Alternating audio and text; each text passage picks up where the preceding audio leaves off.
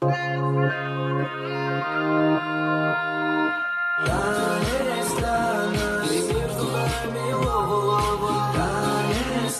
дұрыс айт.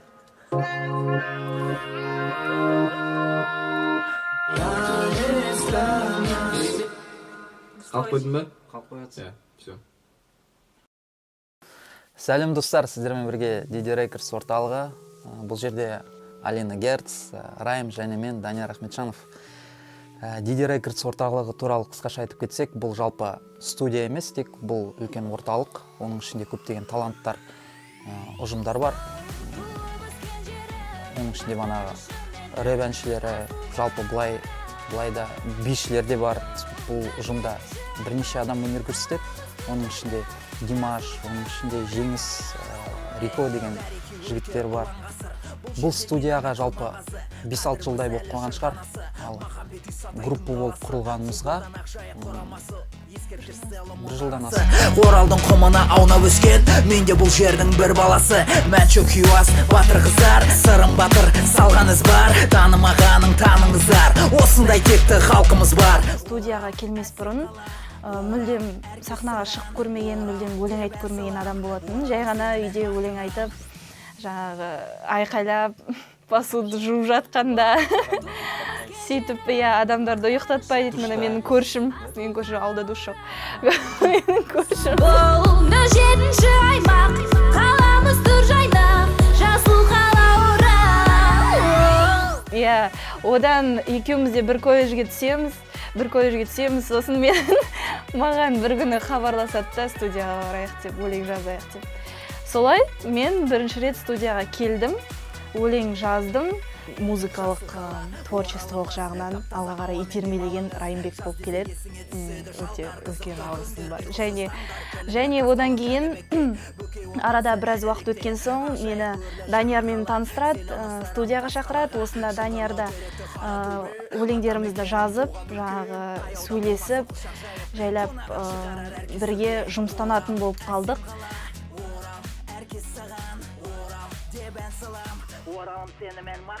7-ші аймақ алдымен трайвы шығады, одан кейін барып клип жасай бастаймыз. Бұл менің ең алғашқы клипім, ең алғашқы қадамым деп санаймын, өзім үлкен қадам деп санаймын. Бірден сахнаға шығып, бірден мұндай үлкен аудиторияны алу мен үшін үлкен жауапкершілік біріншіден, екіншіден бұл үлкен мақтаныш болып саналады. 07-ші аймақ осыдан 1 жыл бұрын, 2016 жылы жаз айында шыққан болатын. Бұл клип 1 жұмадай түсірілді. Клипін түсірген Аманат Рзағалиев деген клипмейкер досымыз, өте сондай талантты жігіт. Ән өте сәтті шықты деп ойлаймын. Себебі деген клипті интернетке салған бойда банағыдай WhatsApp-тан, просмотрдан біршама жинап жатты, WhatsApp-тан келіп жатты, көптеген құттықтаулар келіп жатты.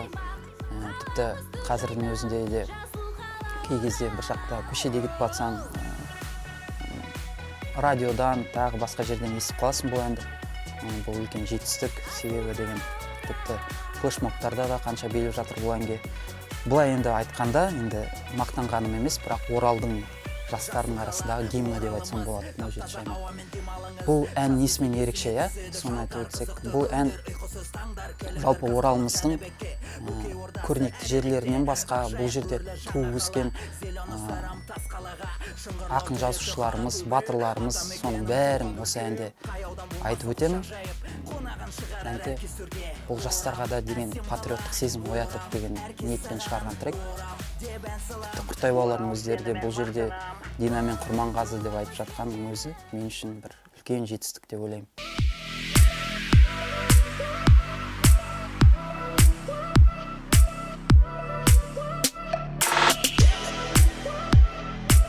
Мен осы Диди Рекордс орталығындағы Райым есімді, яғни рэп орындаушы артистпін. Бұрынғы ескіректе бізде әрине Диди, Жақау деген ағаларымыздың рэптарын тыңдап жүретінбіз. Ол кезде Алинамен бірге тұрамыз, көршіміз. Сол кездері қатты қызығатын, сол кәдімгі оқу мәнерлеріне неше түрлі тақырыптарды өздері ойлап қалай шығарады екен, және Ол кезде этно-рэп алғаш рет шыққан, яғни Данияр Ахметжанов атты ағамыз этно-рэпті бастап шығарған, сол этно-рэпқа қызыққам. Содан кейін барып, жаңағы өзімде неге айтпасқа деп, давай рэп жазайын, мен маған сол студияның номерін берші деймін, сосын хабарласам, сосын кешке қарай барам. Сол студияға келатырам, бір кезде алдымдан бір кісі шығады, қарайым, жаңағы Данияр Ахметжанов Диди алдымнан шығады. Ассалаумағалейкум аға, осылай мен жазайын деп келеді. Уже шаршап кетқанын көріп тұрдым да, студиядан бітіп кеткен, еще күтіп шаршап кеткен ғой. Маған қарайды да, жүр кеттік деді. Барамыз, студияға барамыз. Мына жерде мына студияда, осы кабинкада жазамыз.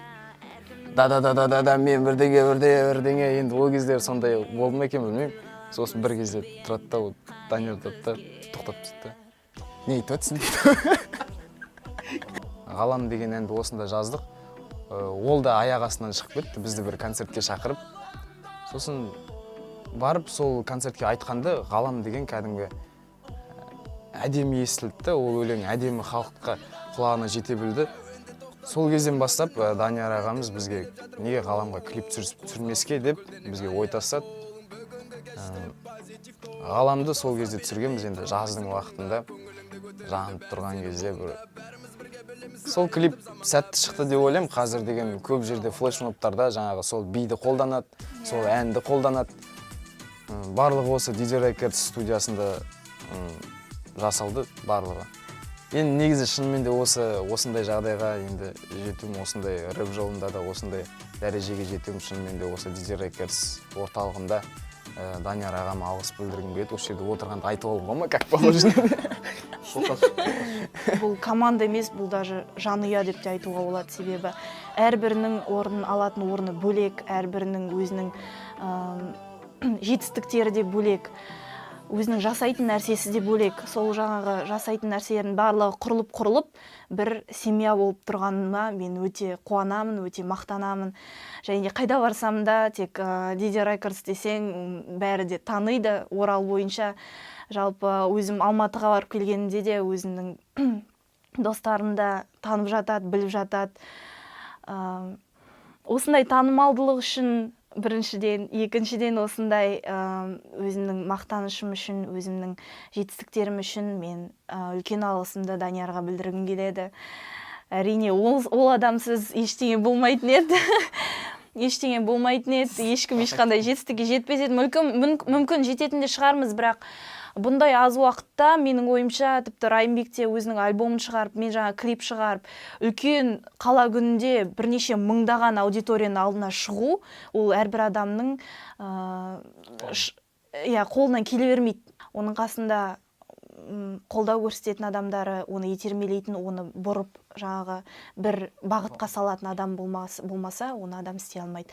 Ал мен өзім өмірімде ондай адамдарды кездестірдім деп те айта аламын, қолдауымды да кездестірдім, өзімді бағыттайтын адамдарын да кездестірдім. Осылардың барлығы осы жанұяда жиналған адамдарым деп білемін. Осы студияда былай айтқанда, DJ Records студиясы менің екінші үйім деп айтсам, шын өтірік емес. Сол